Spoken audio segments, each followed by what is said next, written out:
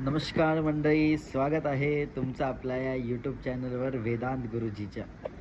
आज आपण फारच एक महत्त्वाचा विषय घेऊन आलो आहोत की म्हणजे श्रावण महिना कधीपासून सुरू होत आहे.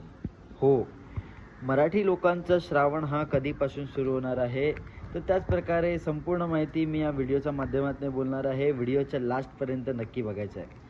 श्रावण महिना म्हणजे भक्ती, श्रद्धा आणि उपवास यांचा महिना असतो. विशेषतः शिवभक्तांसाठी हाच काळ फारच महत्त्वाचा मानला जातो. महाराष्ट्रात श्रावण महिना हा अमावस्यापासून सुरू होतो, तर उत्तर भारतामध्ये श्रावण महिना पौर्णिमापासून व पद्धतीने मोजला जातो.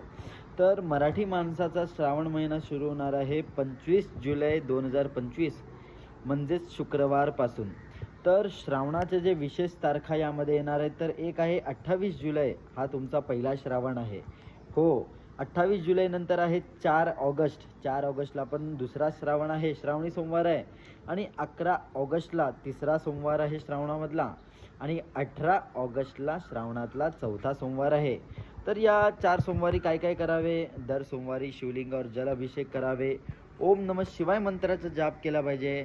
श्रावणात साजूक तूप, दही, दूध यांचे दान केलं पाहिजे. कांदा, लसूण आणि मांसाहार ह्या सर्व गोष्टी तुम्हाला टाळलं पाहिजे. तर ही माहिती तुम्हाला श्रावणात नक्की केली पाहिजे.